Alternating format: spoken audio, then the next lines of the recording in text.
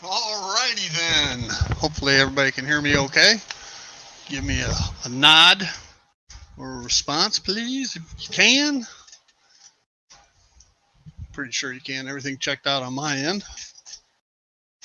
I haven't changed anything, so I think I got past all the problematic issues I had a few months ago. By changing around my monitors, doing away with the window wireless monitor adapter, and getting everything reset, so to speak. Great, thanks, John. Appreciate that. All right. So, what is happening?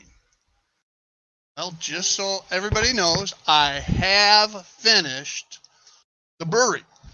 Okay. Segment 10.8 will.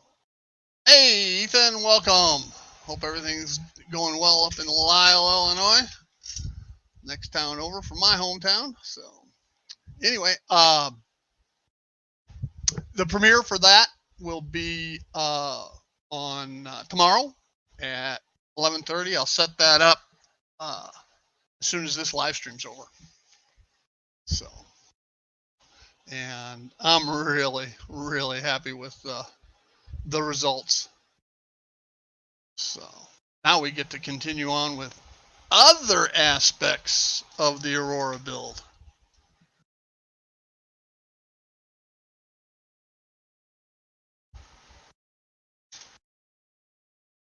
Great to hear, Ethan. Hello, Dave. How you doing out there in Arizona this morning? Having your breakfast, I imagine. Coffee. The only bad thing about doing my live stream at 11:30, it's right when I normally would eat lunch. So anyway, I guess one day a week I can wait.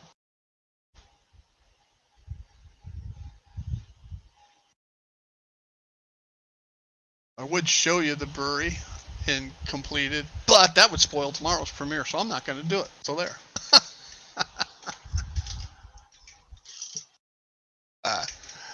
I do have, let's see, I think we had 3 mail trains plus a haul. Might as well do the haul now. When I set up this workbench here, okay, and it's got the pop-out section that'll be a suburb eventually, and it's got my monitor, my touchscreen monitor right there and everything. I had 2 power strips so that I could plug stuff in. Hey, Mystic. Good to see you. Yeah, I know I'm a tease. It's the name of the game. The name of the game, John. So I had 2 power strips, one on either side, and then I had my 3-track test/programming track, one for DCC, one for DCC programming, and one for DC. Okay. And I got power up here. I got DC power. I got DC variable power. What's the difference? Well, DC direct is just 12 volts all the time. And I can hook up alligator clips to that and check lighting as an example. And then I redid took the 3-track programming thing out to give me more space. Took the power strips out to give me more space. So what do? I run a extension cord over here. Now I have power strips down below, but I don't want to have to crawl under the desk to get to those because that powers other stuff on the layout. And I'm lagging again. Well, don't know what to tell you. Not anything I can do about that, Ethan. I'm sorry. My system is what my system is. Some of it's cameras because I got cheapo cameras. Some are only 720 resolution. Others are 1080p, and I have one 4K out of 8K. 7 cameras. I'm sorry, 8 if I use my iPhone as well.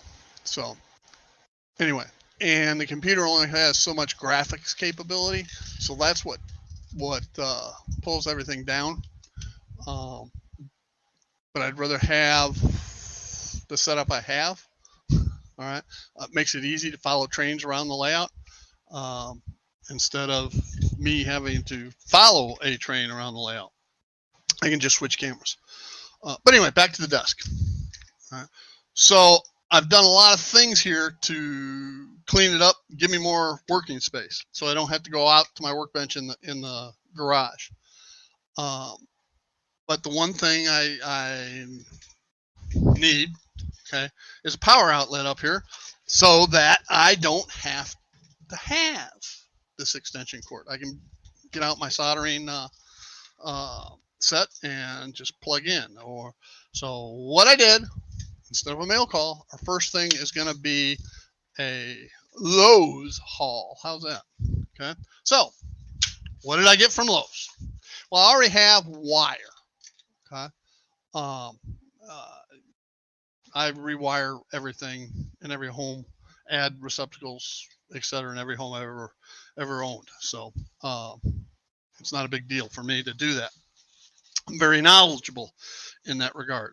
Okay.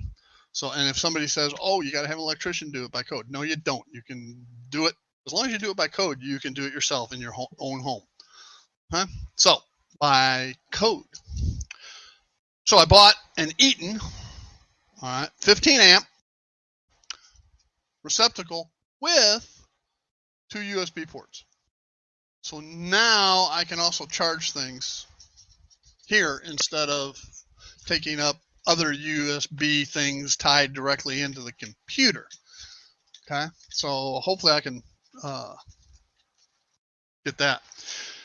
So I got that, and there's 2 holes here where the power strips used to go down through. So I've got to my one on the left side of the bench. I'm going to have to drill it out, the 4 corners out, and get the reciprocating saw and cut out the square so that the electrical box with wings that hold it in place.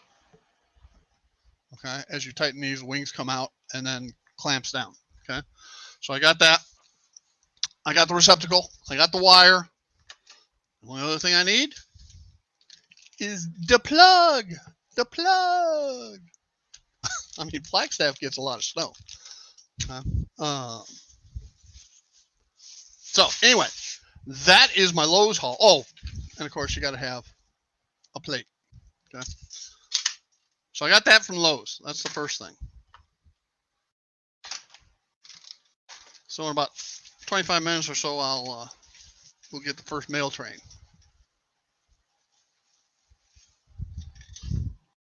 Yeah, Mystic has to suffer through severe winters as well. Although it snows in Louisiana. Mr. Lightbleed, that's you, John. That's you. Hey, welcome. And don't say I didn't say anything to you this Friday. All right. I know I did last Friday. So anyway, got some interesting tidbits on my mail call. So at least I think they are. So like I said, I'm done with the brewery, but not done with building Aurora. You know, you can go to Tucson and go snow skiing on Mount Lemmon. Okay. First time I saw that driving through, I said, "What?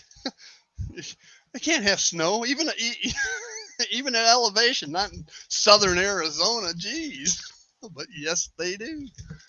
All right. What they don't have, they make, because it is cold enough to make snow up there.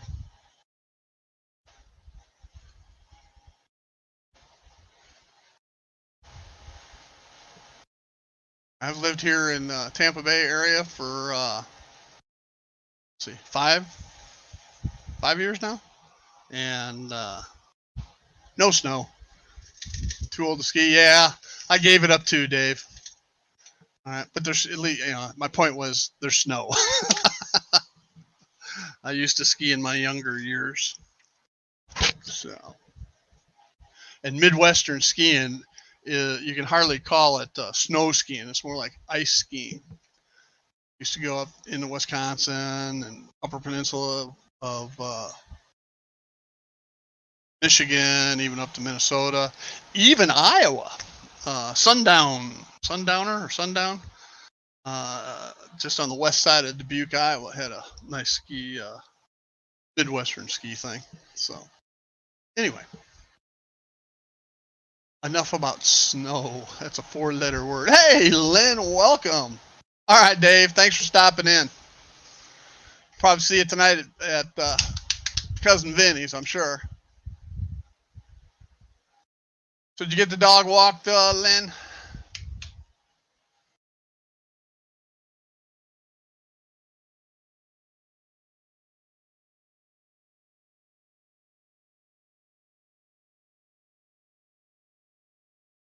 One of the reasons I live in Florida now is because I grew up in the snow in the Midwest. So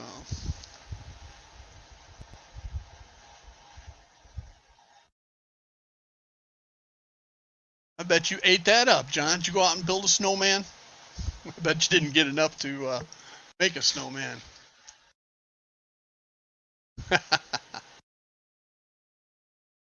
Yeah, hopefully you got up first and then fed and then walked. You got it in reverse order. But you have it in the order of most recent to oldest, right? Okay.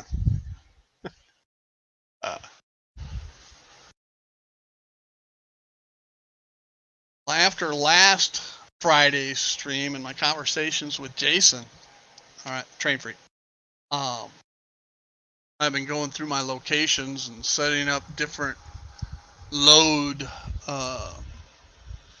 options, and I'm looking. I haven't, with this brewery build, I haven't had. Yeah, dog's happy. That's all that matters. Well, Anthony, I'm sorry. I certainly can. Walking across Iowa State Center campus, it's 22 degrees below zero without the wind chill, and like 2 feet of snow on the ground is not what I consider a fun time. I had a beard at the time and kind of looked like Jason, and I mean, crystallized ice by the time you walked across and got to the other side of campus.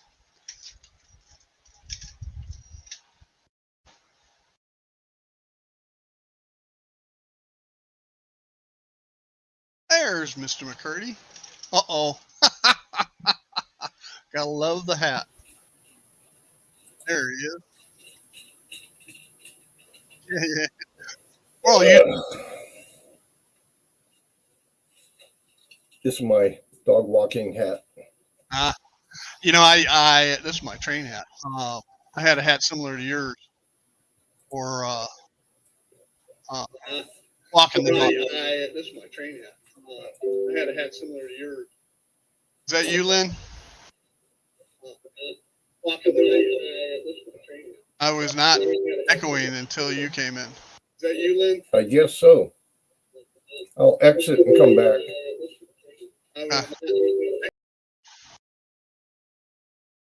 Hey, Dwight. Welcome.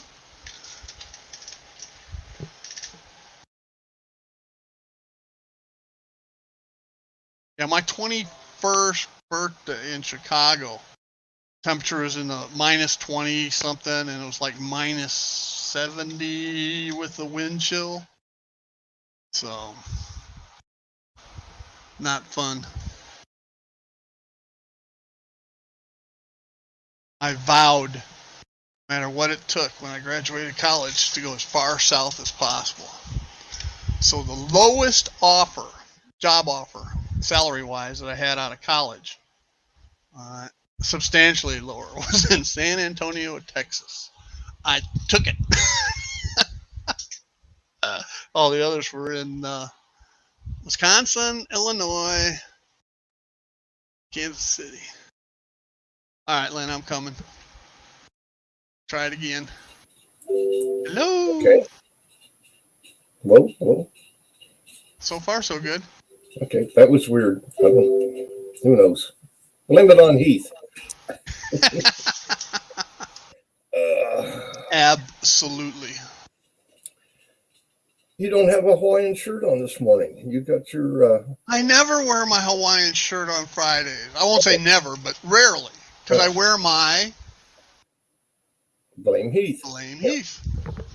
This is the uniform for Fridays, dating back to when he had this time slot before he went back to work.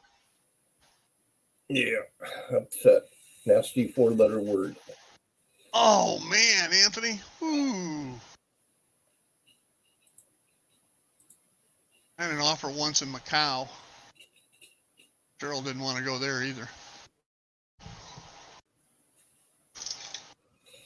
Ugh. I think that's the only international offer I've ever had. I've traveled internationally for my employer. Never domiciled abroad.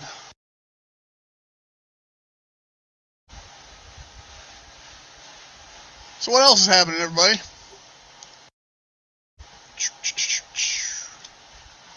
Then I saw your latest. I liked it. I didn't comment. Saw your latest from the Great American Train Show. Did you post it last night? Did you freeze up, Lynn?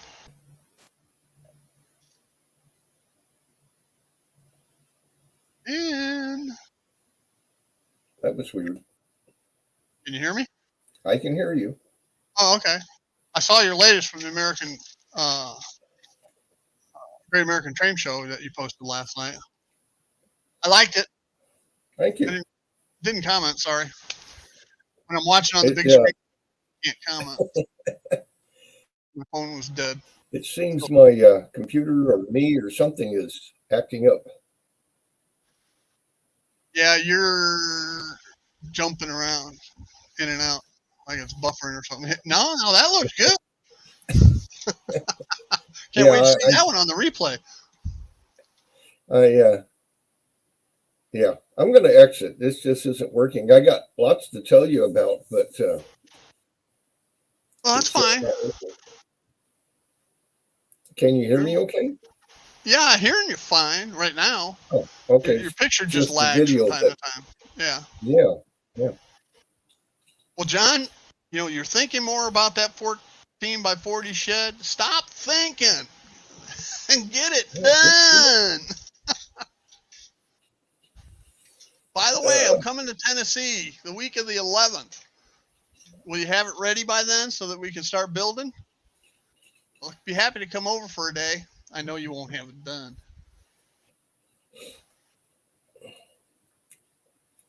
He looked okay to you, Dwight? Huh.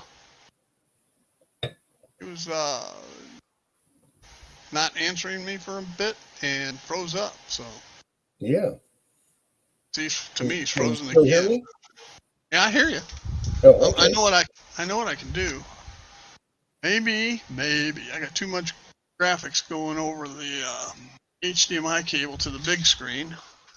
So we will switch to the other screen and change cameras. Maybe I can find there it is over there. We'll switch to this camera. Well, you don't need me for. Oh, you can see my beard. All right. Back this one off.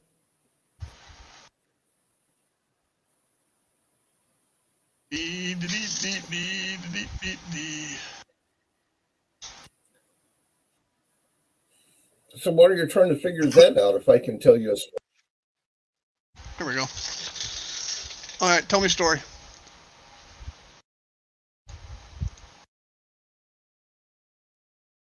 I don't hear you again, Lynn. Did I do something?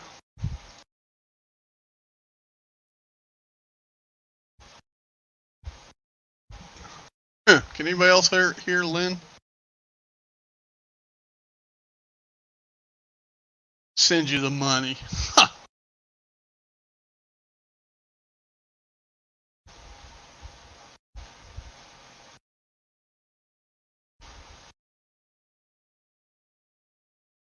Good, Mr. Moneybags. What, you got basically 2 pensions and a paycheck, and you could apply for Social Security. Good. That's what I thought, John. I'm glad to know it wasn't just me.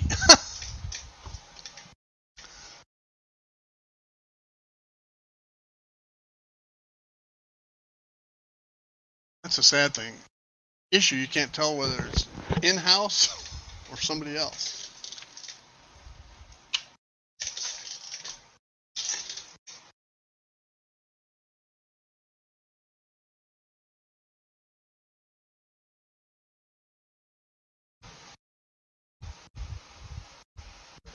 Huh.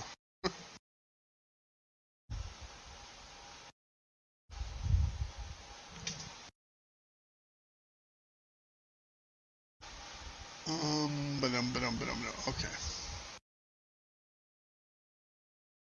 It goes too fast. Yes, it does.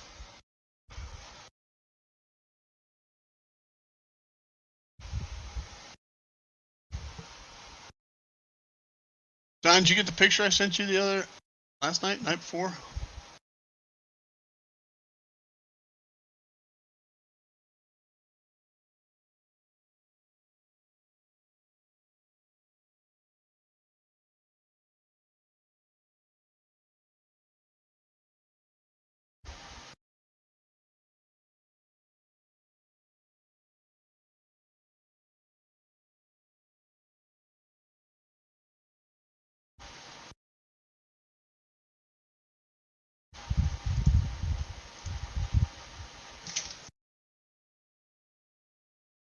Did?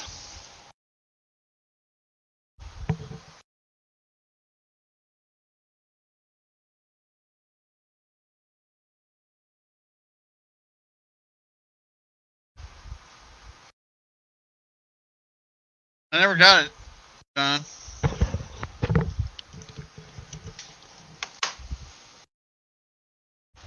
Yeah, don't say it. Don't say what it is, because that's part of the suspense for tomorrow.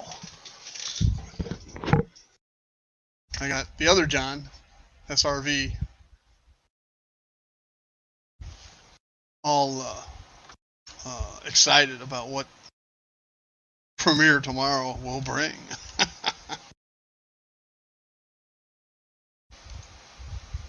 Did you actually hit the reply or send button, John? Because it didn't come through. Hey, Chris. Welcome. Happy Good Friday and Easter to you as well. Here, Lynn's back. Let's see if you're any better now, Lynn. I don't know. I'm on my phone. I gave up on the computer. I turned it completely off. You sound good now. Yeah, thank you. I didn't say you look good. I just said you sounded good. Yeah, got it.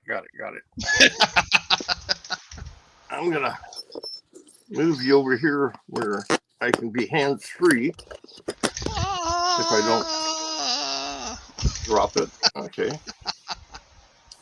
So, kind of a different angle here.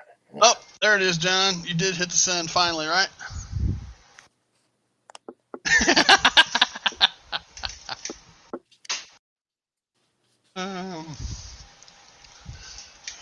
John, I sure hope you're a hell of an engineer, because you a lot could be desired in your computer skills. Just teasing you, buddy.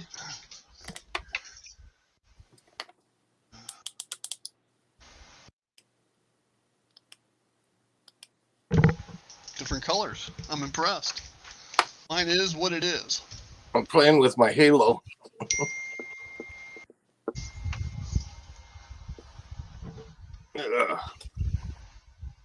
So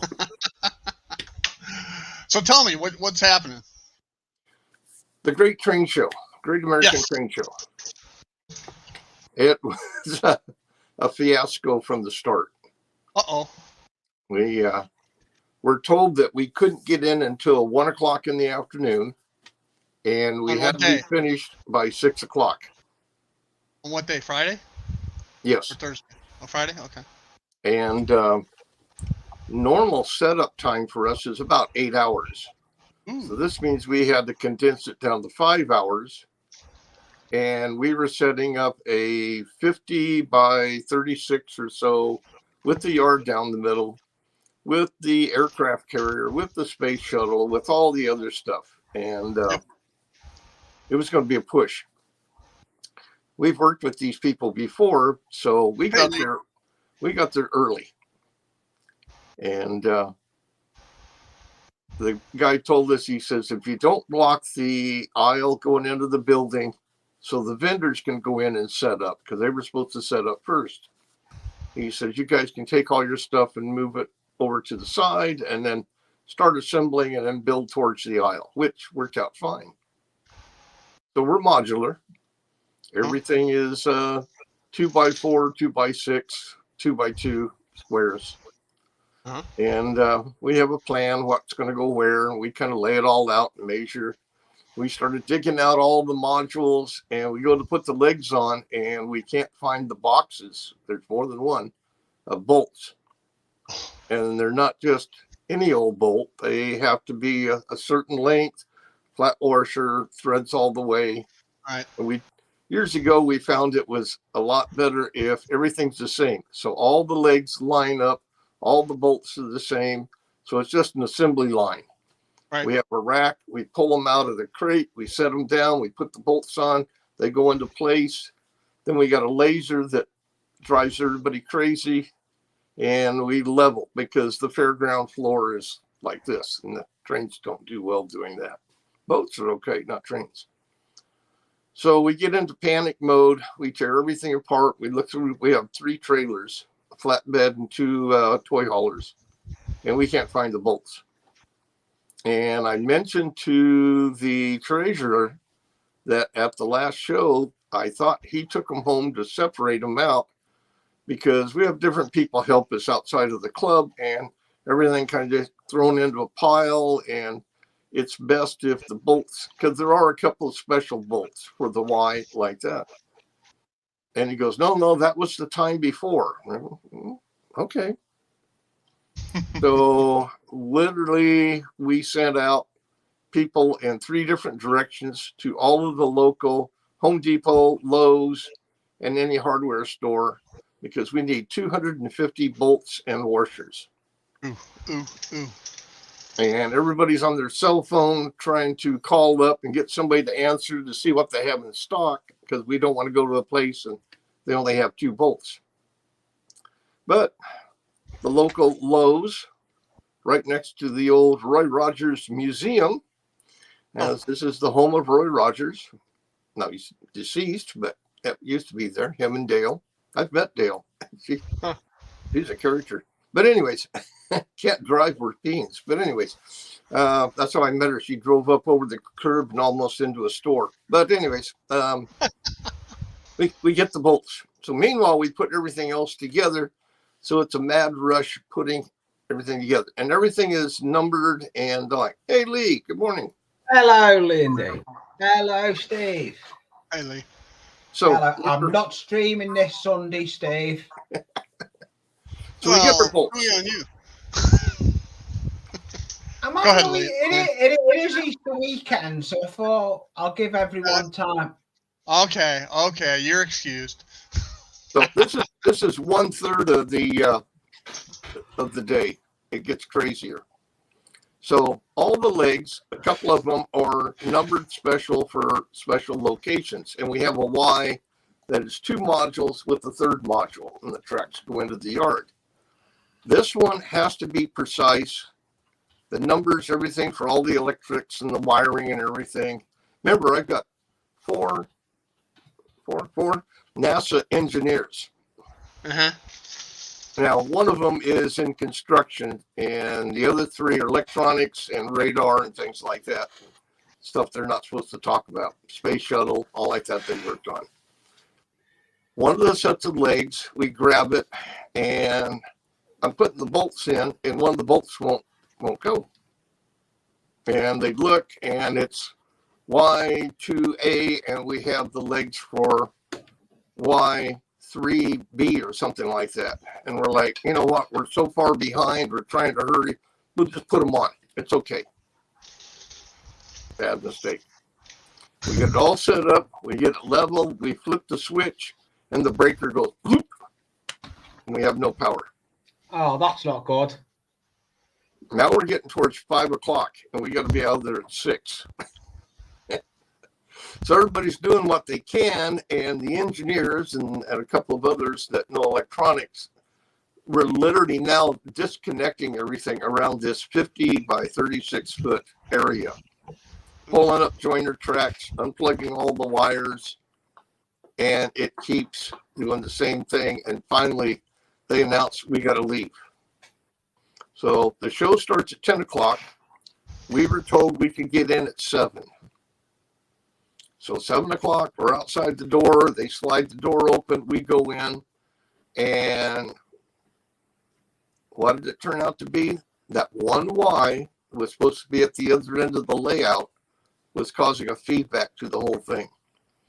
So real quickly, we get undo all the clamps, pull it out, run to the other end, switch it around, plug everything back in, and it works. And we were done at 5 minutes to 10. And First, nobody's got a trains are continuity already tester. lined up. We flip the switch, trains take off, but we didn't set up a lot of our scenery, a lot of the background. A lot of stuff didn't get put up that normally looks more cosmetic, but that was okay. Now, number 3, 1, 2, 3, whatever. Sunday is usually kind of a more kickback day. We're already thinking about we got to take this mess down and get it in the trailers. The show closes at 4, but they said there's no rush getting out. I know what camera I'm on. I'm on the wrong camera. So we're running trains. I got my camera and I'm videotaping, and I got there's a cell phone, and taking all these videos. And the club president, because guys, we joke around a little bit, hide cars and stick a caboose on the back of a passenger train or something just for fun. And he goes, has anybody seen my Amtrak, brand new, DCC, sound, everything, locomotive? It was parked over in this certain area. And I'm like, no. And I look back at my pictures, and yeah, there it is. It's not there. Nobody messed with it. Still on the same side of the layout towards the other end was a Rio Grande tunnel motor, same thing. It's gone.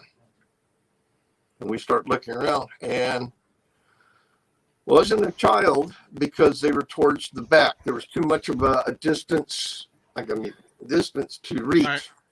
It was an adult. And somebody walked away with over $500, almost $600 worth of locomotives. Yep. Wow, that's not good. That really took the wind out of us. And the venue probably did not have any closed circuit TV. So, guess what I purchased this week? What did you purchase this week? 4 security cameras. Battery operated, lightweight, got a deal on them. They're in the mail. We have aluminum poles that they're going to be mounted on about 5 feet in the air. Yep. And will be pointed in all directions. We have barriers, but they're a lot of trouble to set up, more time consuming. If you notice in one of the pictures where that really tall arch bridge is, you see the yellow ropes and stuff around it. Right. We have the stuff to go all the way around. We have enough to cover over 170 feet. But because all the other issues, you didn't have time to put it up. Yeah, and take it down and all like that. Right. And we've had kids use them for pole dancing and fall over into the modules. We had a really nice 40-inch tall bridge, went from the top all the way to the floor, and the pole went right into it. So somebody said, we'll put up plexiglass. I've been in a club that had that. I've seen others do that, and it cracks. It gets dirty. Yeah. Plexiglass in front of the layout doesn't look good. Plexiglass, behind me, you can see I have plexiglass protecting that track right behind me. Mm-hmm. And that's not to protect the track. It's protect the locos in case they come off the track. Right. Yeah. Y'all have seen the video of mine where my E8 unit goes flying through the air. Yes. Heath could use some of that. Yeah, exactly. Well, he does have some up on the upper where the O gauge and LGB gauge is. He's got in the corners. He's got some. So yeah, this mess I have up above me doesn't have anything, but it's the track is a good distance. Look, weird looking at this, and it's Anyways, yeah, we've had lots of people. Everybody said electric fence, all kinds of stuff. Even the plexiglass and the barriers, you can still reach over. Yeah. So the security cams are on their way, and but here's the deal, Lynn. Here's the deal. Okay, that will not prevent somebody from stealing something. It may deter them. Yeah. But it won't prevent it. Okay? Yes. Unless somebody, because unless there is a barrier that makes it harder or less likely, you still have the associated risk. So it won't hurt, but in the situation, if nobody saw this happen at the Great American Train Show, they're not going to see it, all right, except after it's already happened. And by that time, odds are you're not going to be able, it's going to be some stranger that nobody knows, and you won't be able to get it back. You won't be able to do anything about it anyway. You're right about that. The thing is, though, because it is a deterrent. I was taking videos and pictures. I could see the timeline that I took the pictures to the timeline when he noticed they were missing, and we could have looked at the cameras, and everybody could have went through the show, and maybe if the guy had a purple and green shirt on or something, that we could maybe. But when did you? How long after they were gone did you actually look at the pictures? When he mentioned it and I looked at the pictures, the time was probably within 15 minutes. Oh, that ain't bad. Because normally you would think it's going to be an hour or two. Yeah, at the end of the show or something like that. No. Well, somebody that does something like that, they're not going to hang around. They're out the door. No. So they're gone. We have another. They have like a shopping bag or something from a vendor, and they just throw it in with that, and nobody's going to think twice about it. We have another small major of security, but we weren't using it. We have director chairs, folding director chairs that sit up kind of high, almost like a high stool. And usually we have some of the ladies in the club that aren't really into the trains, but they tag along and all like that. And we set them up. We have two of them, so opposite corners. And they usually go over there and slap the hands of the little ones that want to reach out there and touch, what's this made out of? We've had them poke their holes right through scenery and stuff, Yeah. How hard is it? Watch somebody do it once. But they were busy looking at other things and going, sorry about that. Got it. I didn't get it. Yeah. Wife got it finally. Anyways, I'm going to leave Stephen Lee take over because I have a hard time seeing the cell phone thing. And what you can do, Lynn, what you can do is get on your cell phone, okay, and into StreamYard. Use your computer, all right, via YouTube to watch the stream. Now, there's a lag between the two. Oh, I've done that. Yes. Yeah, but that's exactly what I do. So I've got that set up now. I'm on one laptop, and I've usually got the stream here on another laptop, but I haven't got that other laptop set up today because I wasn't meant to be on any streams. Okay, it is time for a mail train, and I don't know if anybody's figured this out yet. All right, but if you look at the when it pops up, like this morning at 6 o'clock, I scheduled the live stream, and I think that's at about the same point in time it YouTube throws up a thing occurring in the future. Whenever. Oh yeah. Okay, so if you look at those, you'll know what trains are going to appear in the live stream. Okay. Yeah.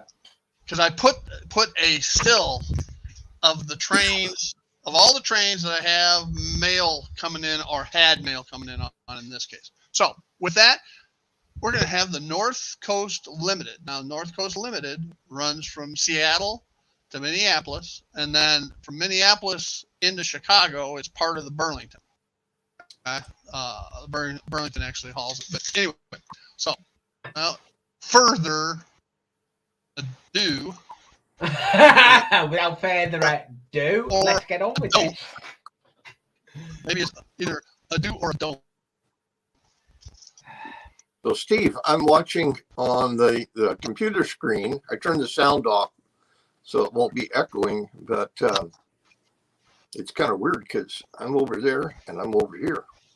That's like me. It is weird watching it that way.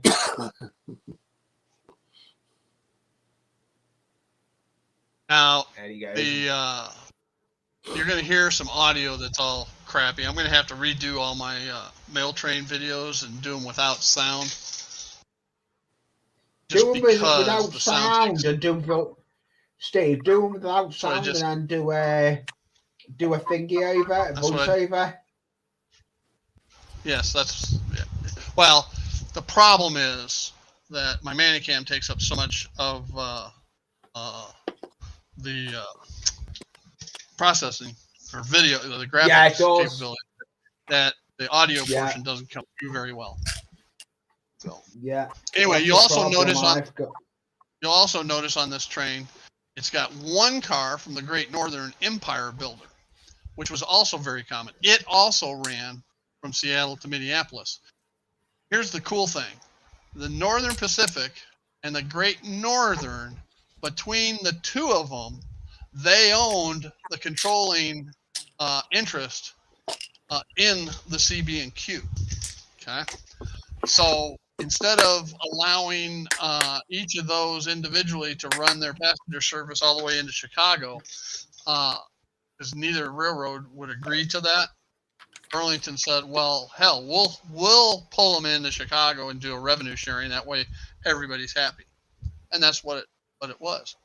So when I was a kid, I'd see these strange trains coming through my hometown that weren't Burlington, and this is what they were here. So cool. With that, we'll switch back.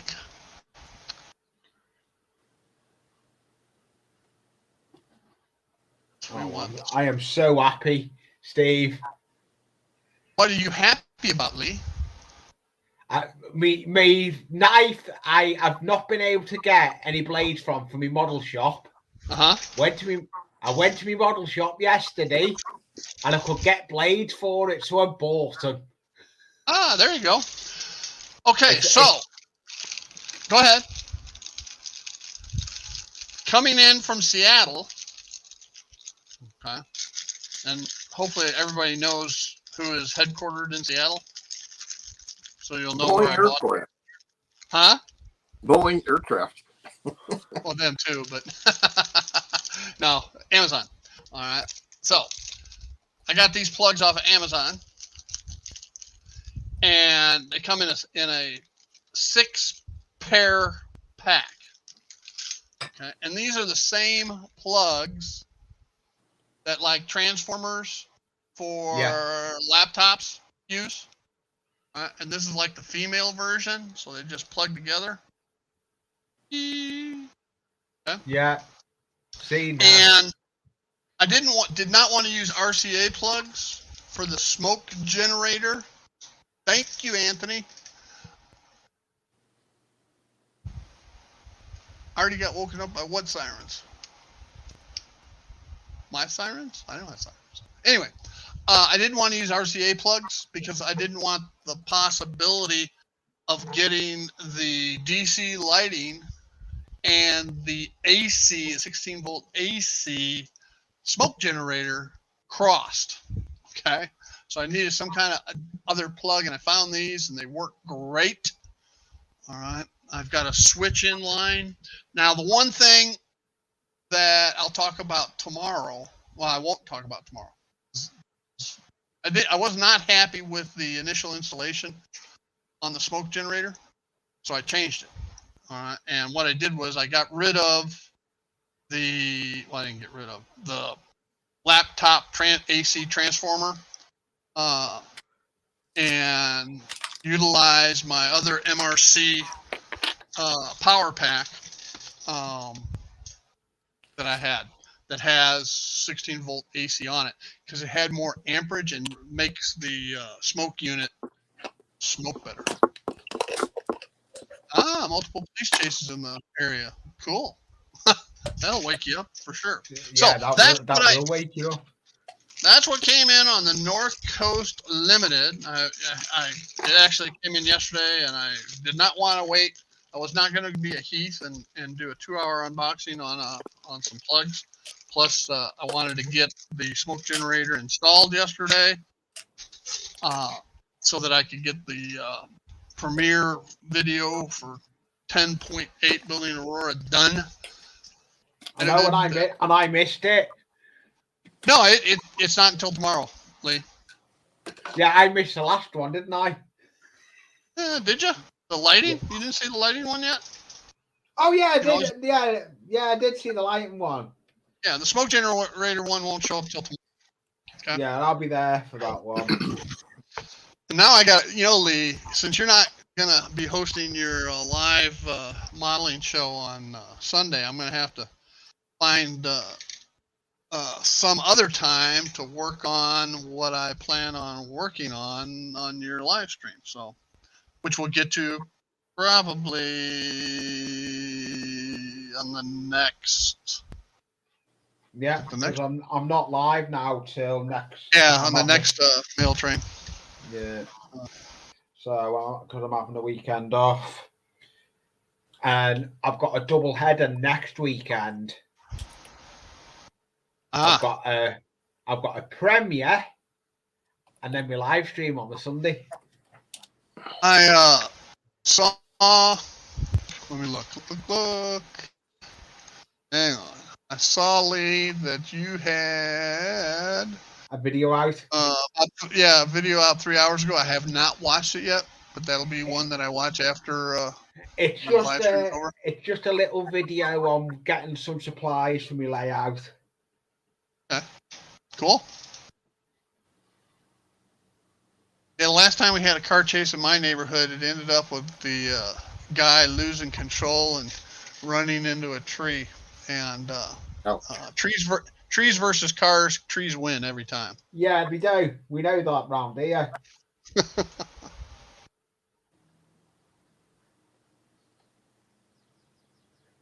Well, that was our first mail train. I've noticed, though, with my videos, though, they fluctuate.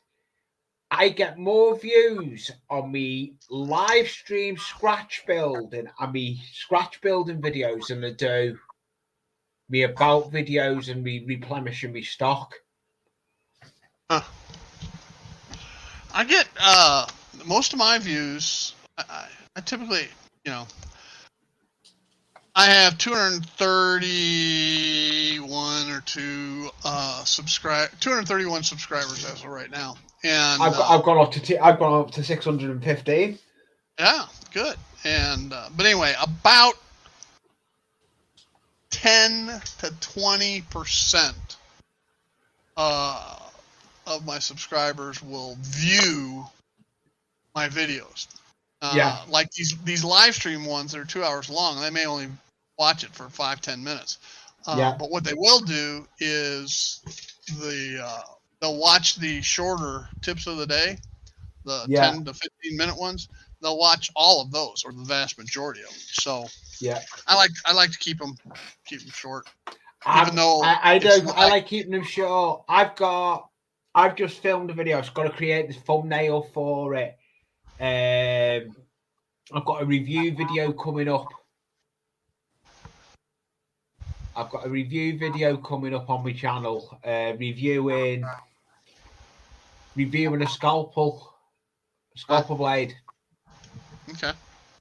And that's going to be coming up on my channel. Cool.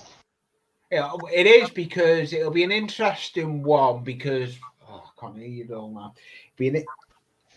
It'll be an interesting one because it was got from my pound store, but the equivalent of your Dollar Tree or dollar store. I'm doing a review on it. So, but you'll see that out in the video. It's a good review, to be honest. Cool.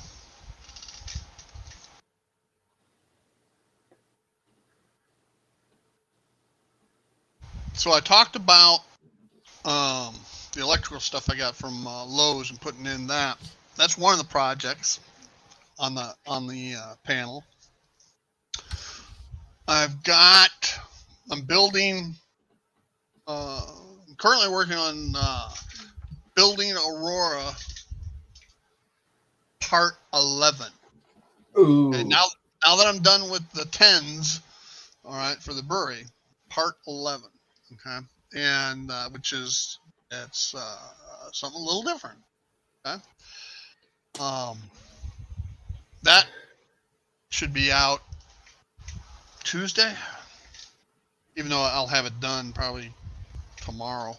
But what I try to do is do one of these Tuesdays, have premieres Tuesdays, Thursdays, and Saturdays if I have enough time. But then after that, let's swing. Well, no, I can't swing over and look at Aurora because I'll spill the beans on. No, don't spoil it, Steve.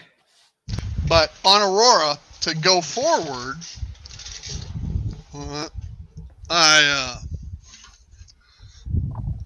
got this background.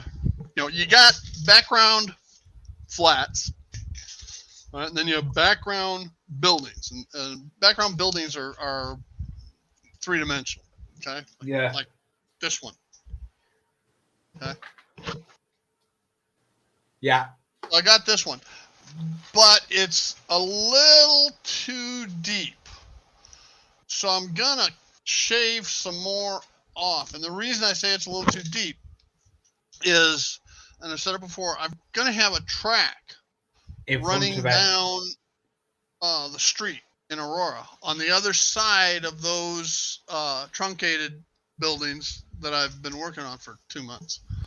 Okay, so I need to get this one shaved and set in place, and I also have to place the background flats that I have that you've seen before back there.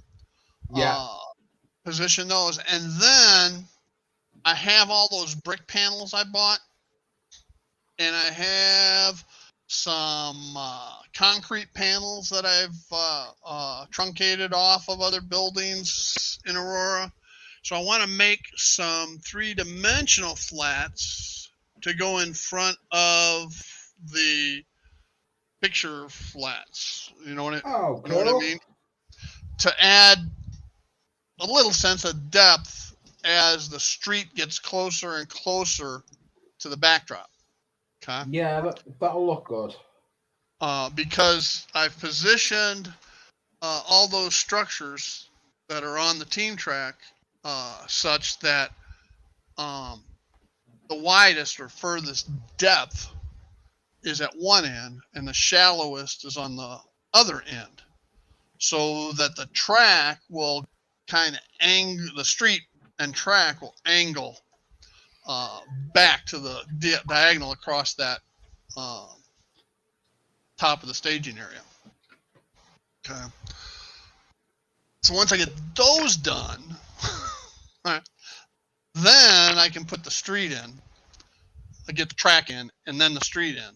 And once that's done, I know I've talked about it in the past about the concrete block retaining wall between those buildings. And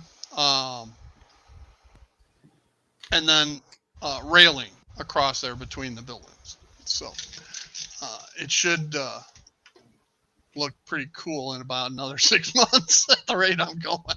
You know, I look and I'm going, God, I'm busting it getting these things in place. And then I think about it and I'm going, well, shit, it's been 2 months that I've been working on building Aurora. You know, that's one thing that I disagree with Jason Jensen and James Powell, Dirt Spot 7. They do all their buildings and scenery and then add the railroad.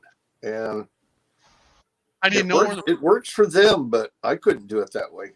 No, I couldn't either. You've got to have an idea of where the railroad's gonna go. Yeah. All right. And I see both points, Lynn, because the overwhelming majority of my layout is I had an idea where I wanted things, and I did the track plan accordingly. Okay, but the track came first, then the buildings, or concurrently as I moved through the layout. Now on Aurora, all right, I had to build the buildings first. No choice, because otherwise I wouldn't know where the track would fit. Because if I just ran the track straight down that 1 foot section, all right, half these buildings wouldn't have fit. So there's pros and cons to both ways, just like pros and cons to painting before or after you build. And I know one thing: if you're just gonna build a kit, go ahead and paint ahead of time. If you're gonna bash hack it like that, John, if you're gonna bash hack it and you're gonna use other color plastics, you better prime them first. And yeah, I learned that lesson on the brewery. That's for sure. Yeah, I learned that lesson up the hard way with one of my scratch builds that I'm doing at the moment. See, John, I give you full credit for that verbiage. Yeah, you've got to give John Linton the. Yeah, no. This is John SRV. Oh, SRV. I give John Linton hell about light bleed, and he gives me hell. Oh yeah, light bleed it is with John Linton. John SRV early on in Aurora came up with the term. I said it's a kit bash, and he looked at it and he said it looks like a kit hack. All right, because I wasn't just changing things on a building, I was just cutting away, wasn't I, John? Yeah. Why didn't you just say school kill? I wonder I guess who you meant now. Speaking of the devil, he turns up. Yeah. Well, he's been here, Lee. He's just. Oh, has he? I didn't know. Is he in work? He's working. Now, Linton. John Linton has seen Miss. I'll do it this way. It's Mr. Linton. Okay. Mr. Linton. He has seen the pictures of the final of the brewery. All right, complete. So I'm looking forward to seeing this whole complete thing with it. Yeah, I'm just trying to build suspense, you know. That way, everybody's going to go on other live streams today and early tomorrow morning and say, "Ooh, you know, Steve's got a live stream coming up, you know, and he's going to blah blah blah."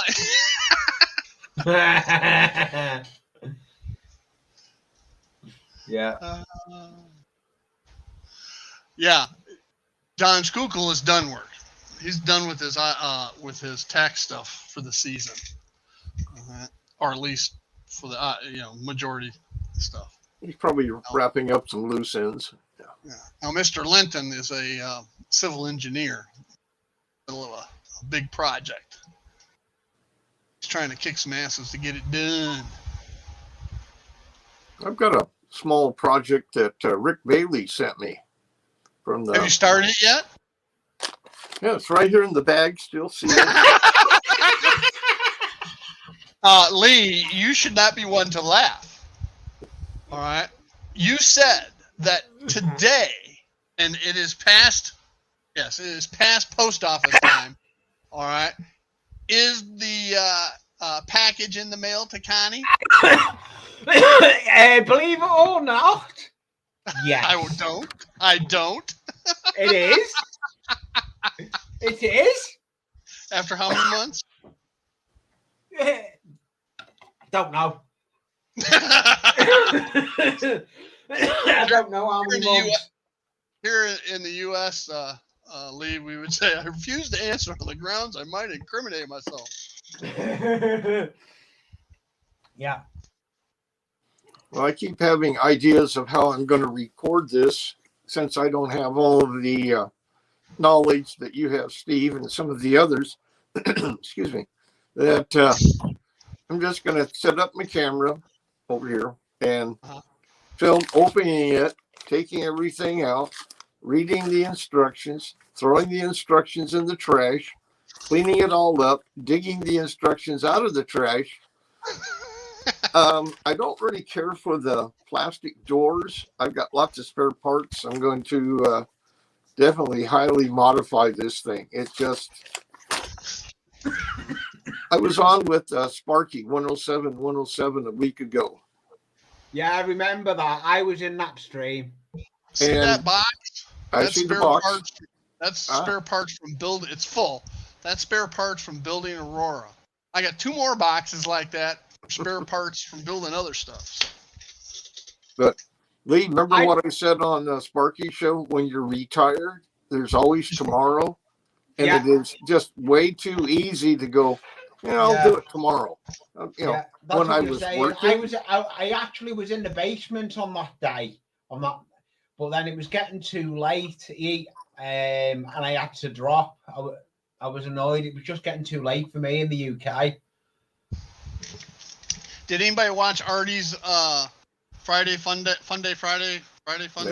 Yes, I did. Yes, it was quite interesting. There's one thing I guess police all over the world have in common: the love of donuts. Yes, yeah. That was his opening shot. Once he got past the opening, the actual new content. Yeah. There's a YouTuber I follow. Lawnmower Detective. He's in the States, and he always ends his live stream with saying donut time. Donut time, okay. I used to, when I was working and conducted meetings, weekly staff meetings and such, somebody was late. They had to bring the donuts to the next meeting, and they thought that, initially I had some kickback on that. And I said, now look, I got 10 people in this staff meeting. You're 15 minutes late. Okay. That's 2.5 hours wasted. 2.5 man hours wasted. Don't be talking to me about having to buy donuts. Because I could address that issue in another fashion. And it was amazing when everybody jumped back after I said that and thought about it. You go, he's right. I do have other projects. I wouldn't say the word building, constructing, or putting together trains that are either movies, like I have the DeLorean and the little steamer pushing it. Have you seen the movie Spencer Tracy? I think it was 1955. It's called Bad Day at Black Rock. Yes. And the opening scene, if you go to YouTube, I use that title saying a lot. Whenever I'm having a bad day, it's Bad Day at Black Rock or Red Rock. But at the beginning of it, they have the SP Black Widow, an A and B, and then they use the daylight passenger cars. The orange and reds and all like that. That is filmed just a few miles north of me. That's the high desert where I live. Now, my neighborhood doesn't look like that. We have green grass, trees, all that sort of stuff. But all you got to do is go up the road here about half an hour, 45 minutes. And I know the exact spot where all that's filmed. and then it goes up to Lone Pine. That's where the little station is where Tracy gets off the train. They go, first time this train stopped here in 4 years. And at the movie, the guy goes, the first time it stopped here. And the guy goes, no, second time. Because he got off and he got on. I'm picking up all growing up. I've got Go the ahead. B unit. And I'm working on the A unit with, of course, sound and all like that. So the next show, that should be running along with others. But I like putting things together, not necessarily 100% historical like the DeLorean, but recognizable. How's that? Yeah. There's been so many movies that I've either seen or actually been in the background on, but one of them that comes to mind, the movie Silver Streak. Yes. With Richard Pryor and oh crap! I can picture him. Yeah, Young Frankenstein. Anyway, Stir Crazy with Richard Pryor as well. Anyways, on Silver Streak, all right. There's the scene after the train runs through the station, and it's Union Station, and that was all done. I'm gonna have to drop anyway, Steve. Okay, Lee. Thank you for letting me come up for a bit, Steve. It's just with it being the bank holiday weekend, long weekend. I need to try and force me away from YouTube. How much I don't want to. Okay, Lee. See you. Bye. Bye, all in chat. Okay, so the special effects were the engine sitting there in the middle of the train station and so forth. But Richard Pryor and God, I can't remember his name, go walking, and I think the girl too, go walking through the station. Well, my dad was there in Union Station when they actually filmed that scene. Another one was the Blues Brothers when they're rappelling down the side of City Hall in downtown Chicago at the Daily Plaza. My dad saw that being filmed. It was real early in the morning. Transformers, there's the 2 or 3. I think it was like the 3rd Transformers. There's a scene in Chicago where there's a battle sequence going on. If you look close enough in one of those scenes, an overhead shot, you'll see a brown Dodge Ram pickup truck. And that's me. Oh. we just happened to be driving. I was giving a tour to some friends of mine from California early one Sunday morning when they were filming this thing. And they had their set with all the styrofoam, concrete crap from the buildings and rebar and stuff blown up, in the city streets and stuff. And we just happened to drive the next street over, and it was the camera view from the helicopter was right there. So anyway, a bunch, there's others, but it's always fun to go to or see movie sets like that, especially the ones outside of a studio. I looked up Silver Streak while you were talking. Gene Wilder is who That's I think of. It is. I could picture him, but I couldn't think of his name. I know it. I know it. So, hell of a comedic actor. Yeah. So, Blazing Saddles was another one he was in. Stir Crazy. He was a big draw back in the 70s and 80s when I used to go to the theater a lot. So, I think it's been. The last movie I saw in a theater. Oh, my kids forced me to go to one of the recent Star Wars movies. So, anyway. I'm trying to think last time I went to a theater. But I may have to go. It's been a while. I may have to go here at the end of May, early June to see Top Gun Maverick. Looking forward to that one. We saw 2 movies in one day, and we haven't seen a movie since then. And that was at least 5-6 years ago, maybe more. But Les Miserables and the one on Lincoln. One on Lincoln. Yeah, Abraham Lincoln. Yeah. Not the one where he fought vampires. Not that one, but the other one came out. Les Mis.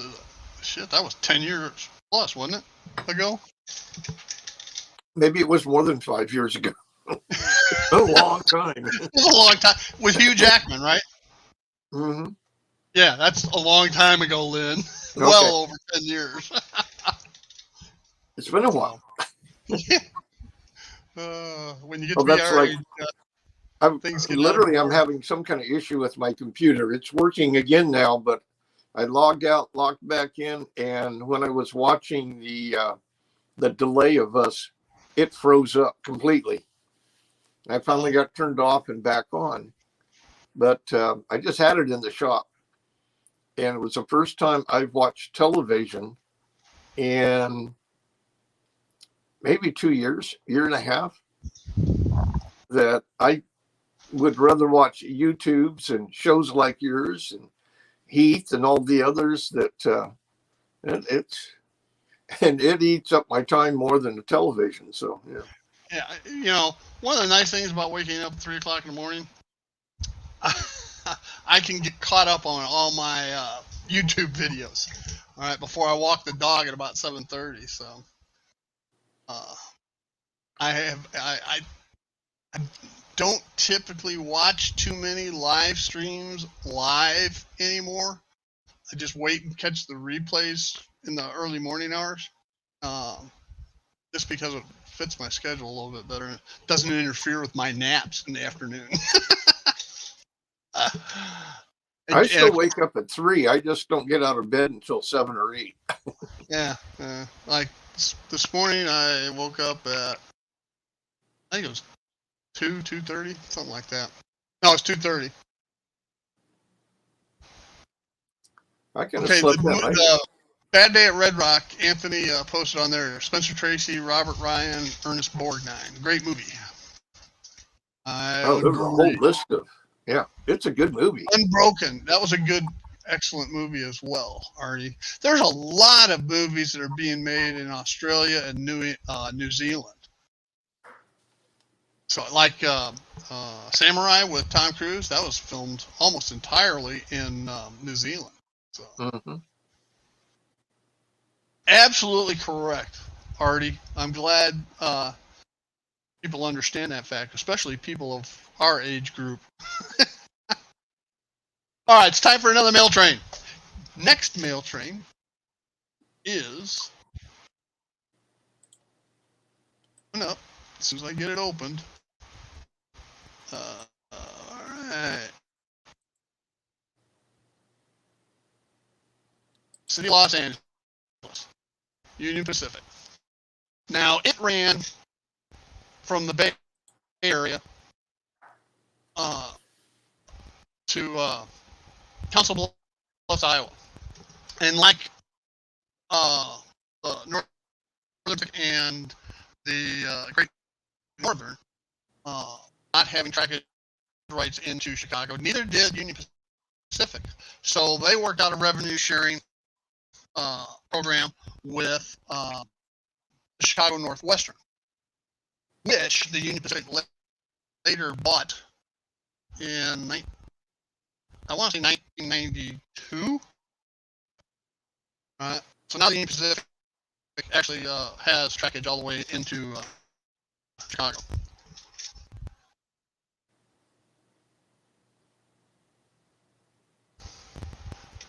And although it did not go directly to the place where I got the next set of items, they would do whistle stops, and they would stop. My items came from Cedar Falls, Iowa, and they did make a stop at Cedar Rapids, Iowa. Okay, and the two are about 70 miles apart, roughly. Okay. So will switch cameras again. And I'm back. Okay. So, what I got from Cedar Falls, Iowa. Any guesses, people? What is the significance of Cedar Falls, Waterloo, Iowa? Anybody know? And Steve A7PSAP was here, he would say, who cares? It's a flyover state. Well, I care because I was born in Iowa and went to college in Iowa.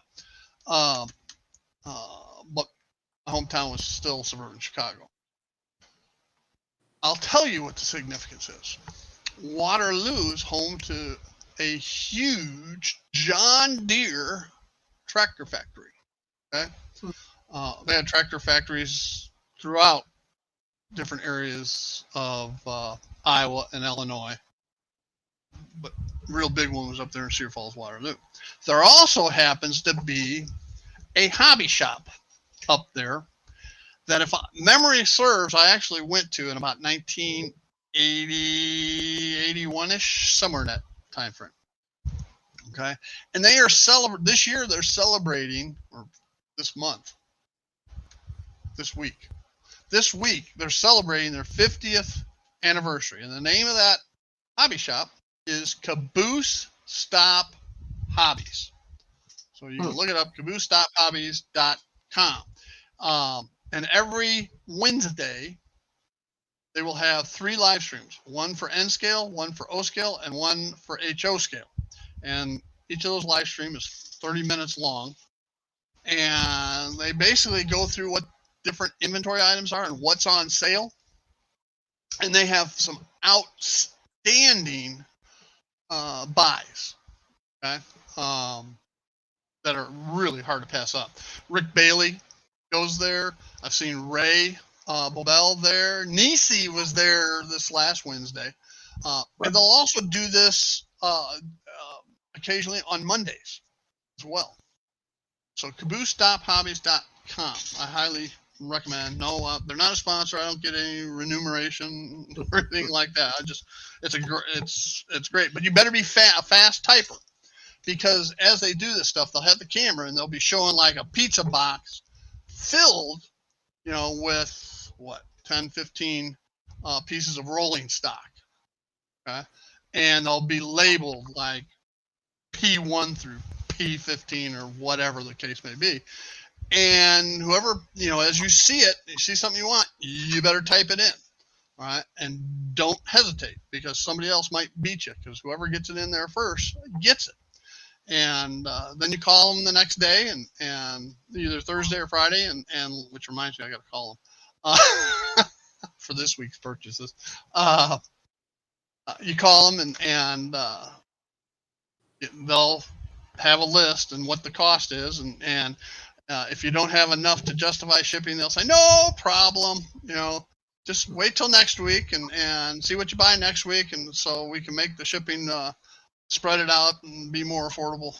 I mean, it's just a great group of people there. Sounds like it, yeah. I can't talk to them enough. So I'm sure everybody wants to know what all I got. Now, it has been unboxed, all right, because I'm not going to go on and on and on for an hour, like some people we all know, building suspense. So, a brand new in the box, all right, metal wheels, knuckle couplers, all right, Athearn, roundhouse, all right. This is a grain boxcar, and you might not be able to see it because of the detail, but right up top there's some inspection doors up there. This is how grain was typically brought in from the farms, or in the remote areas especially, they would have loading places where a truck could back up to an embankment, and these box cars would pull in, and they'd shovel it into the box car, and there'd be people in the box car shoveling it back. Very labor intensive. Okay. and they don't use these anymore, but my layout's circa mid 60s. This car was built in August of 58. Okay, so it's right in my thing. But you can tell that it has also been rebuilt. All right, and it was rebuilt in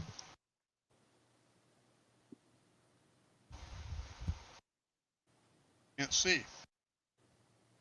But you know how you can tell it's been rebuilt? Patch marks?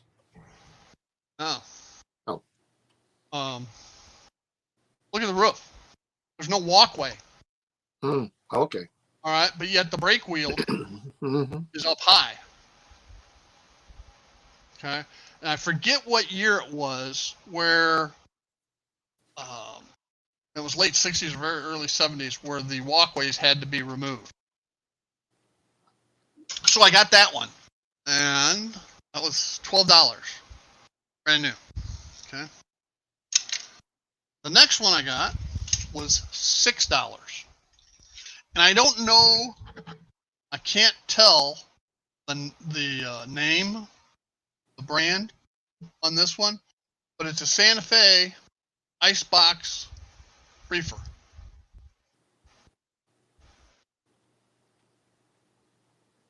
It was built in March of 1940. So it says. This is not an Athearn car. I know that. And it's not a Bachmann car. Think it's Bowser? Show you the underside. Usually you can tell from the underside.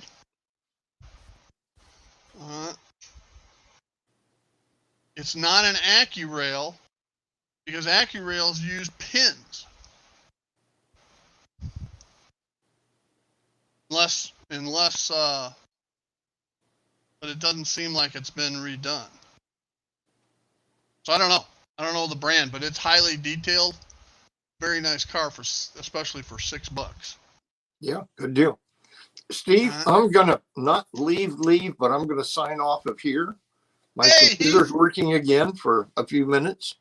Okay. And this way you have more screen space to show your cars to the viewers. It doesn't bother me, Lynn. Yeah, but this halo light in my eyes is starting to bother me. Okay. I could Thanks turn for it joining off, me, though. you know. Yeah. It gets a little dark in here. That's fine. Mine's dark too. Because I don't have a light here. I mean, this room is very well lit, but I don't have a light here. Yeah. Anyways, thanks for letting me share some of my stories with you. And I'm going to go get a fresh cup of coffee, but I'll be here. I'm not going to run away. All right. Well, the next car, and Carol at Caboose Stop Hobbies, when I told her I wanted this, and again it was $6. She goes, "Well, this is an old car." I said, "Yeah, I know." And she goes, "Are you sure you want it?" I said, "Yeah, I'm sure I want it." Okay. I hope you're not disappointed, and I'm not. Okay. And I have a Texaco refinery over there in the Lockport industrial area, and this thing is old. I mean, it is heavier than crap. This is metal. It's all metal. And it's got KD couplers, been redone in that fashion. I did have to change out the trucks and put metal wheels on it. It came with spring-loaded trucks, and I have metal spring-loaded trucks, and I have nothing but problems with those. So before I had a problem with this one, I just went ahead and replaced it because I keep extra trucks and extra metal wheels in stock. So, and it came with KDs. So somebody redid that way back when. This thing's heavier than crap. I think NMRA standards for this size is 4 ounces. This one's like 5.5. All right. So that was number 3. And number 4 is an AccuRail. New old stock. Originally $13.60. Got it for $7. It's still a kit, and it's a 2-bay hopper. No, it's I was gonna say a war emergency hopper, but it's not. It was built 1926. I'm gonna make it into a gravel hopper once I assemble it. And I gotta find some metal wheels for it. AccuRail uses pins to hold the trucks in. I'll replace those with screws. The couplers they have are crap, but I've got KD 148s. That's not a problem. So that's another project to work on. That's another project I was going to work on during Lee's Sunday stream.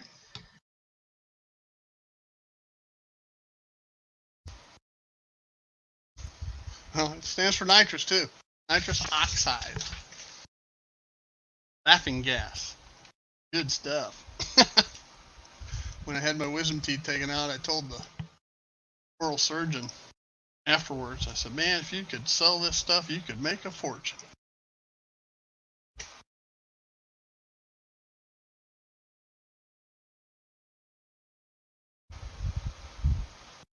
So that's the second mail train plus haul. One more mail train in another 20 minutes. Hey, Steven. Good to have you here. WWW.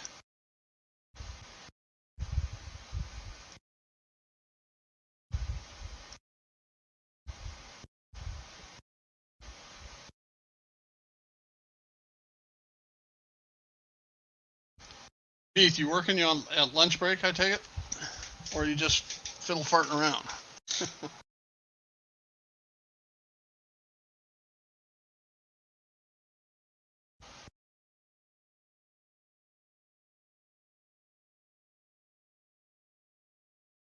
Really? Huh.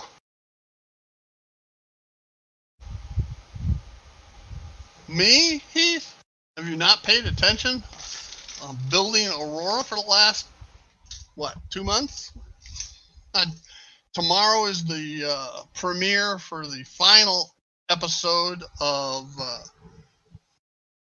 building the brewery. Huh? I think, it's episode 10.8. So there's 8 episodes in building this brewery kit. I've got that car to build. Already gone through and checked weights and coupler heights and all that for the all this stuff I'm doing mail calls on. So all I have to do is enter it into the computer, and the reason I didn't enter it into the computer already is I didn't want JMRI switching around the layout on me before I did the mail call. Really? I did not know that, Steven. You think I led a sheltered life? Didn't.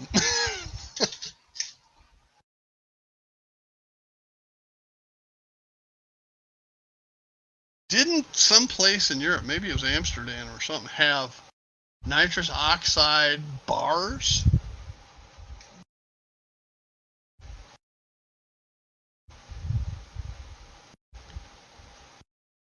I thought I remember that from somewhere. I don't know if it was Amsterdam or not. Wouldn't put it. I've been to Amsterdam. Let me tell you, if you're in Europe and you don't go to Amsterdam just to experience red light district, just walk through. That's all you got to do. Just walk through. And it is an experience, hopefully a once in a lifetime experience. If you go back to it, you may have a problem. Hey, Ray. Hey, Ray, see that box back there? That is the spare parts or leftover parts from building Aurora so far. All right. As we talked earlier, my just in case box just from that build, let alone the rest of the layout.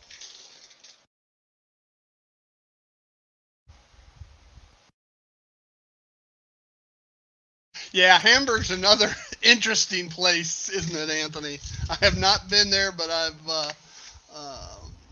heard and seen things about it. That's for sure.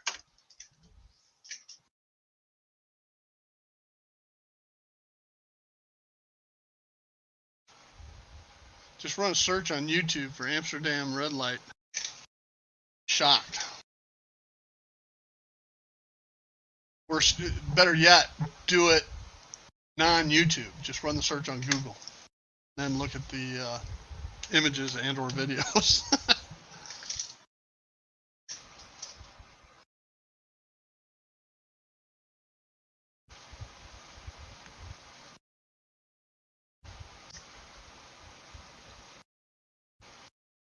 I hear you, Ray.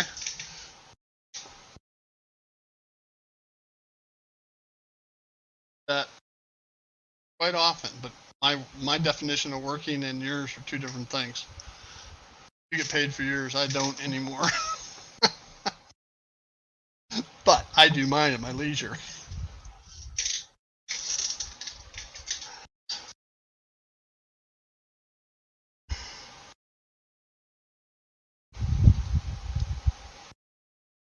And I'm not even running trains today, guys. I haven't run trains since last Friday.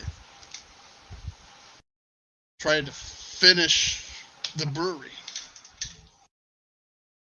and do the videos and edit the videos and blah, blah, blah, blah, blah, and all the other little things that go on. Fighting with my HOA. Here's my rant.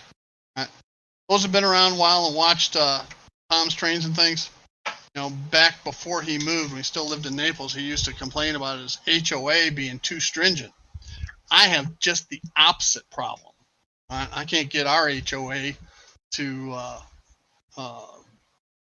uphold the covenants and restrictions, and like parking. Okay, our streets aren't designed for street parking, and it's very specific in the covenants and restrictions. You cannot park overnight. You cannot park in excess of 4 hours daytime.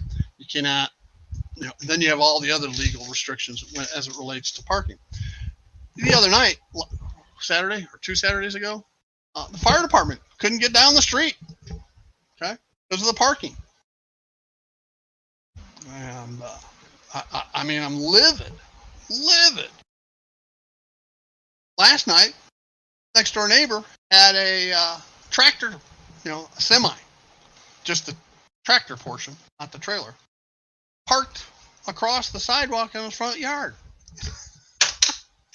You can't do that. It's specifically, A, you can't block a sidewalk by state and federal law, all right? And B, you can't park on the lawn by covenants and restrictions for the HOA, okay? But yet, there's a mile, less than a mile, 3/4 of a mile loop around the lake behind my house. And 30 minutes before I started this live stream, I took the dog for a walk. There were 5 vehicles parked on the grass.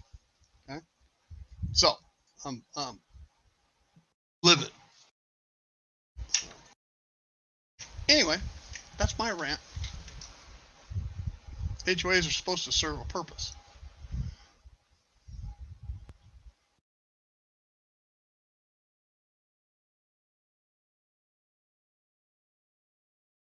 Oh yeah, that's why. John, when you told me, what was it, Wednesday? We're done already? Just went, huh? All right, now it makes sense now that they wanted you done early because of the holiday weekend. I see, blind man.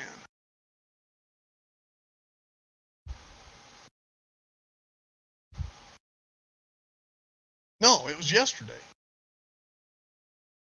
Which makes more sense because today's holiday for most.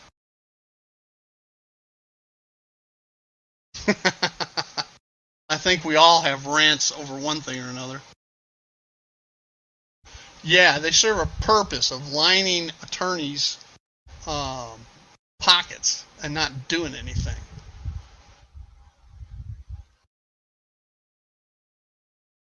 Oh. Actually, as far as I'm concerned, it's breach of contract.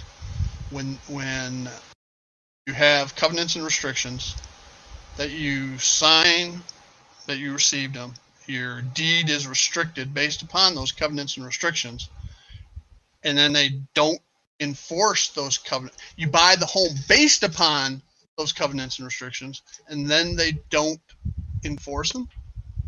Okay, that's my opinion, breach of contract. Okay? And I've told them as much. And I told them they better get their attorney check on contributory negligence about this parking situation. My wife, I told my wife, something happens to me, and I don't care if the fire department, EMS is delayed 10 seconds. Sue the living shit out of this HOA. Heath, as a matter of fact, I have volunteered repetitively to serve on the fining committee and on the architectural review committee and on the board. Okay. We have never had HOA board elections because it requires a 1/3 quorum of property owners, okay, which would be 300 people, 300 properties represented. They have not published a proxy in 3 years for them, so that somebody like myself can go out and get proxies to get that quorum. I am, unlike a lot of people, I am fully in favor of HOAs. Okay, they do serve a purpose when they are managed properly. Okay, when willful and wanton negligence in enforcing the covenants and restrictions occur, that's when it becomes an issue. It also becomes an issue like Tom had of being overzealous. You know, when I first got here, I got in the first 12 months, I had like 9 letters from the HOA about non-compliant issues. One of them was accurate. The previous owner turned off the sprinkler system, so the front lawn was dead. It took me a while to get it in shape. But then they started writing me up for my neighbors' garbage cans being left out, for mine being on the side of the house instead of in the garage. Well, the house was built in 2006. That's when the covenants and restrictions went into effect. In 2009, the county switched to the mechanized, trucks that lift up the cans and they give you the big cans, and they don't fit in the garage anymore. Okay? You cannot get in a 2-car garage, marketed and sold as a 2-car garage. You cannot put 2 mid-sized cars in the garage along with the garbage can. They don't fit and have a safe means of egress from the house through the garage. You can't do it. So they backed off of that one. Then they cited me for a dirty fence. Okay? I didn't own a fence at the time. They were neighbors' fences. So I pushed back on that one. Then I put a fence in and started having the pool built, and all approved by the HOA. Literally after a year, after 11 months, it took 12 months to finish it up. After 11 months, I started getting letters from them saying that looks as if I'm installing a pool and it's unapproved. Plus, I had a trailer in the front and blah, blah, blah. And I got like 3 letters like that, back to back to back to back. And I just kept telling them, better check your records. It's all approved, all right, along with the trailer for the duration of the construction. sent them copies of it again. So they backed off of that one. I mean, it was just one thing after another. They were terrible to one extreme. Now they're terrible to the other extreme. You know, it's not that hard to manage compliance for an HOA. At our board and the previous management company, the management company now and the representative now is trying to do a good job, but the board's not giving him the tools he needs. Yeah, I'd never have an apartment either. The only problem with living in a country or someplace without an HOA is you get people just like the ones next door to me that parked a tractor trailer on the front lawn last night and then started the son of a bitch up started the thing up at 3 o'clock in the morning and let it sit there warming up till 3:25.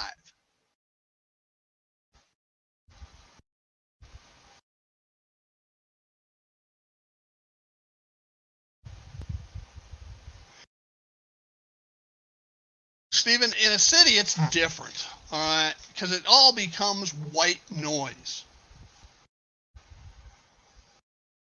It's just, traffic noise is traffic noise, and it's just white noise at that point.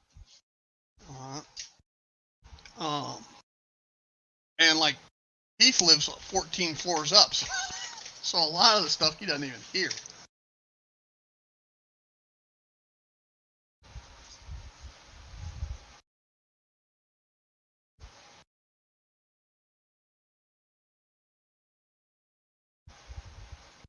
I've always been a suburbia guy. I shouldn't say always, but that has been my largest experience. I've lived in rural areas as well. I've never lived what I would call, in an urban environment. Now, suburbia is not an urban environment to me.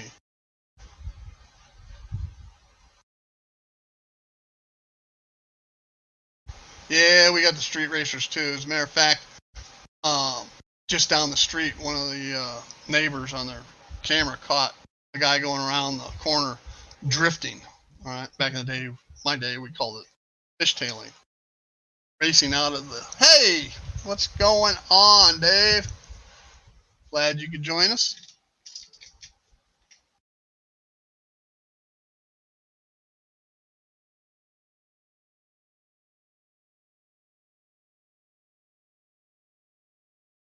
Anyway, I said I was done with my rant. Don't bring it up again.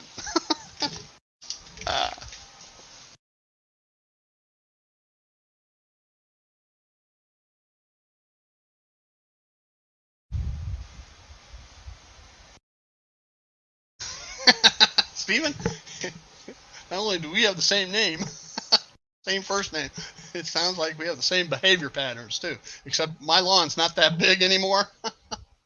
Takes me 15 to 20 minutes to do the front and back.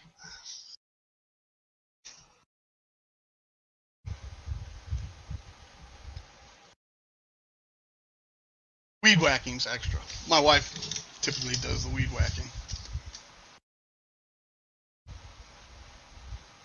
Yeah, they put down that extra layer of rubber to help seal coat the asphalt, right, Lynn? Yeah, we talked earlier about it. A couple episodes where they've been racing around the loop here and lost control and into the trees they went, and the trees always win.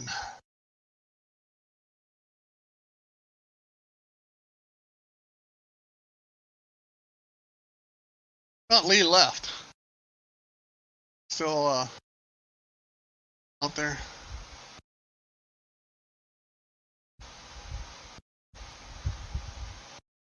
That's true.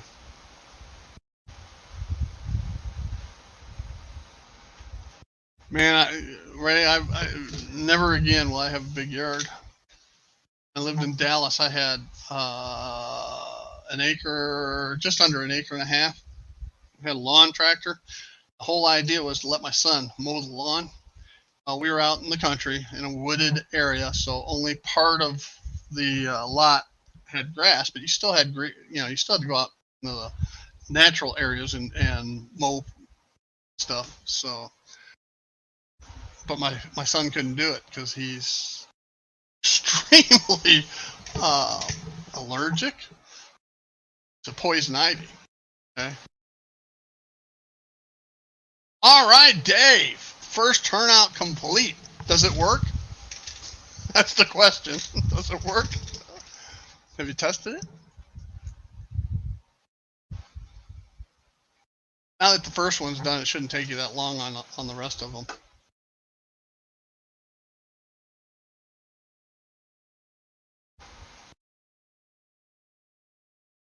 Anyway, my son never did have to mow the yard, I don't think.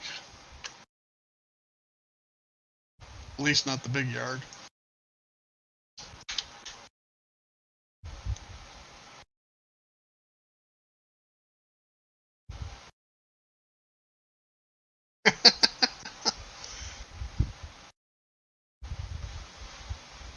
Back in the gas shortages of 75-ish, there were a lot of cars that had gas siphoned out of them because a lot of cars did not have gas latches. Like my Equinox doesn't have a gas latch. My Honda does. They both have doors, but the Equinox doesn't have a latch. Okay, so anybody could open that up and siphon. That's why it's in the garage and the Honda's out in the drive. But for now.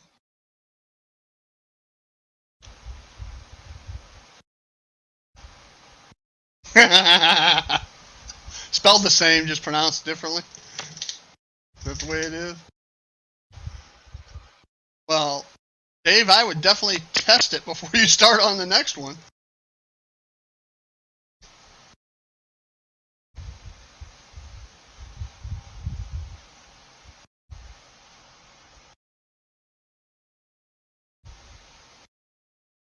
Oh, we only got 15 minutes left. So we got to do our final mail call. So let's see what train is next. Do.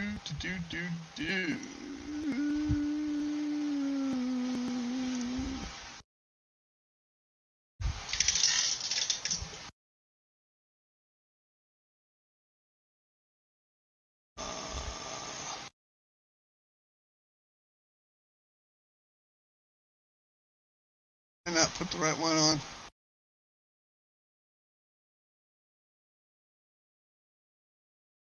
Oh, that's why. I need that one.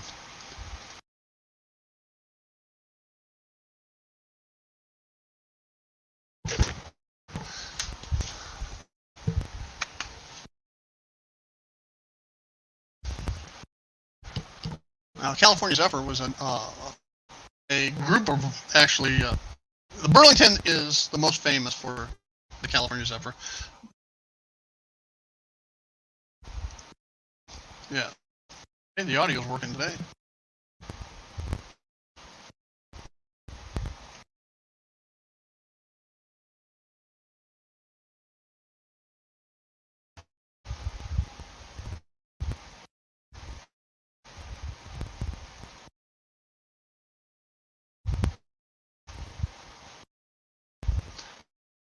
A lot of people don't realize it. Is the Pincy Ray, Mr. Pincy guy, Pennsylvania Railroad had a sleeper car that would be interlined in Chicago with the California Zephyr. That way, there was coast to coast sleeper service from New York to the San Francisco Bay Area. Between the Pincy, Burlington, the Denver Rio Grande, and the Western Pacific. But since we're in Chicago, this is the Burlington coming in.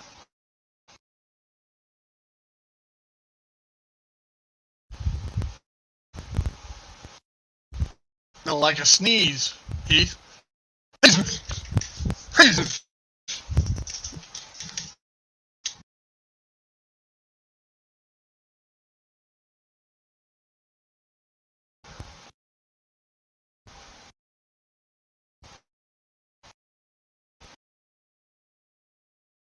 And here comes into the station.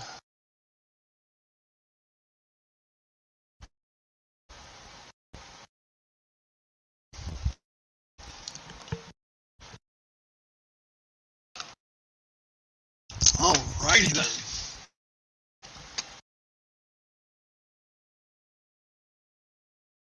Switch the camera back and see what we got. Okay. So this the California Zephyr brought in from San Jose, California.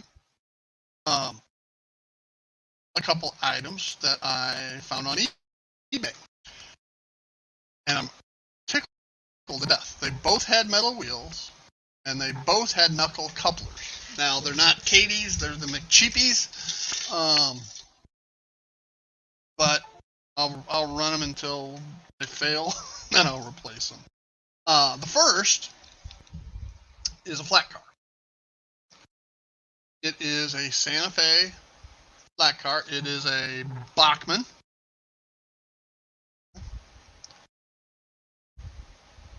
Detail and such underneath. Now notice I did not add my pellets to the bottom. That's because I'm using the load as the weighting.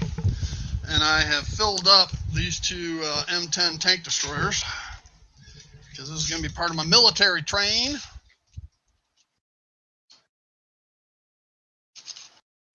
Damn it.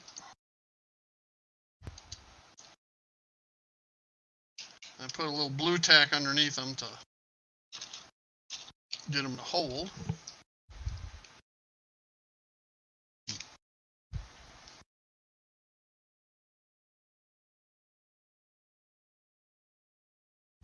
So that's the way it's going to run.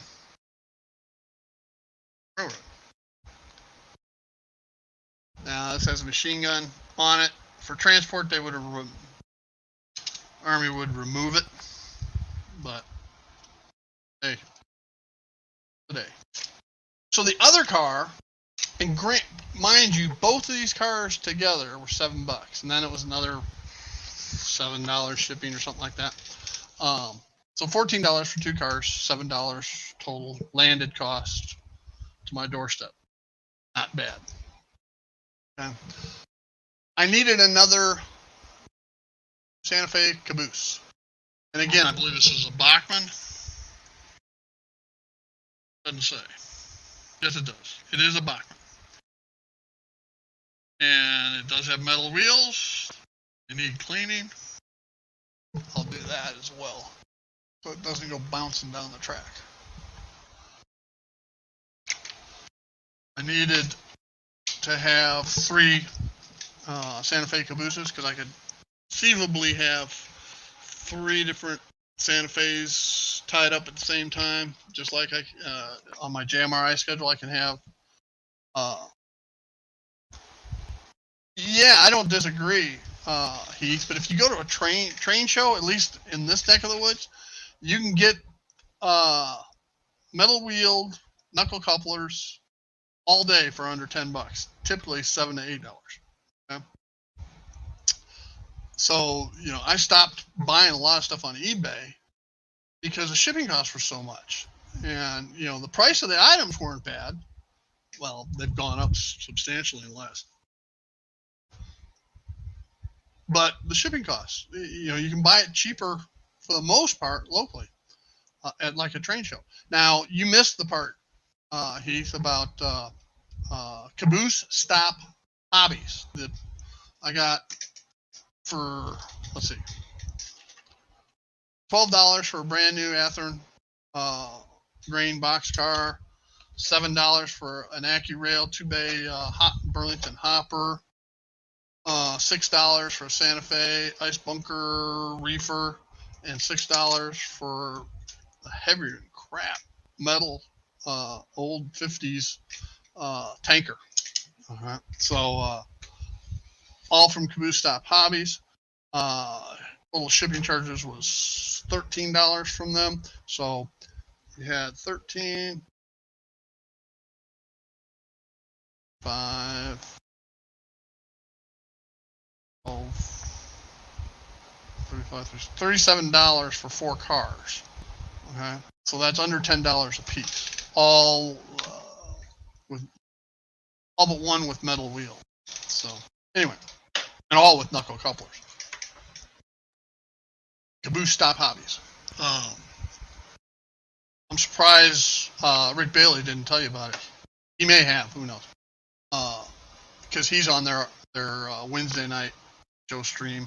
They have a stream for O, a half-hour stream for O, a half-hour stream for N, and a half-hour stream for HO every Wednesday night. And then a lot of times they do a pop-up on Mondays as well.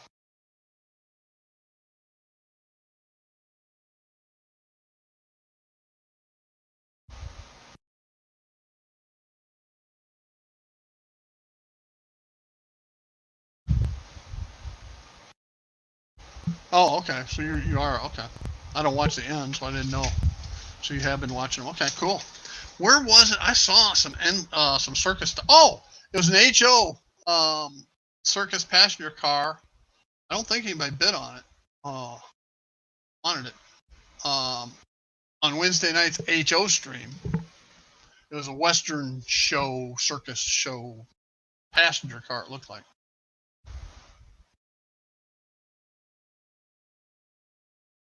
It was after the pizza boxes.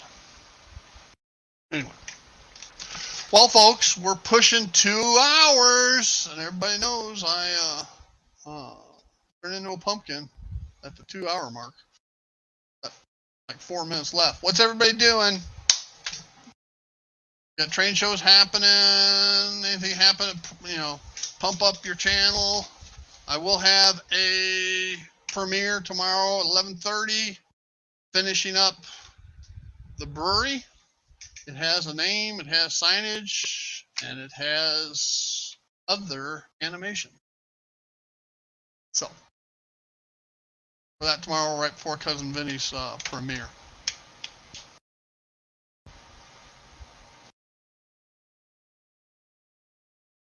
Yeah, they are, aren't they? They're addictive, Heath. They are addictive. Well, this last Wednesday, I thought I bought a bunch of stuff, but when I went back Thursday morning, because I always go back and look, I got beat out on over half the stuff I said, but it moves so fast you don't realize it most of the time. I think I got from the week before, I keep track on my phone.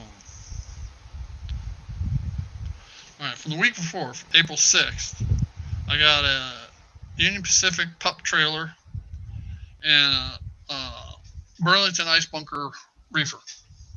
Okay, both of those for under $10. But they did not ship. I told them don't ship it yet because I want to see what I bought this week.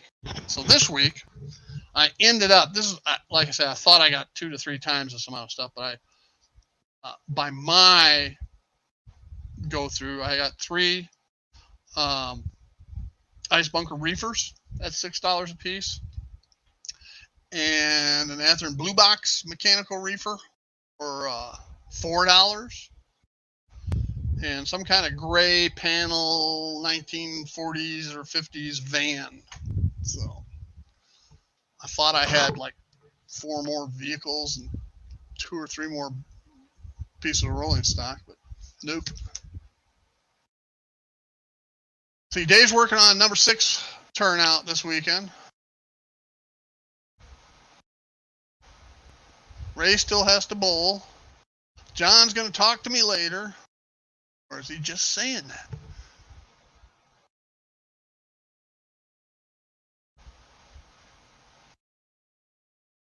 Oh, man. Steven's at 9. Wow. I think I'm subscribed to you, Steve. www. I'll have to go look. I'm pretty sure I am. If not, I will be by the end of the day.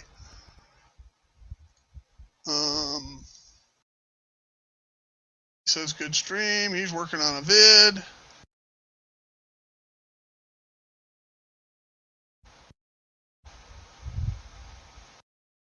You know, down here in Florida, Steve, my back patio is set up all season long. None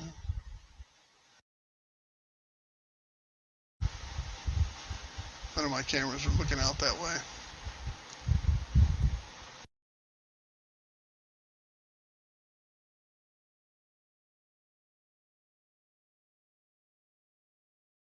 I'm gonna have to double check. Okay, folks, that's it. We're at the 2-hour mark. Thanks for watching us, joining me here at the Retirement Railroad. This is Friday live stream. Y'all have a great day, and like I say, I'll have a premiere out tomorrow. Bye now.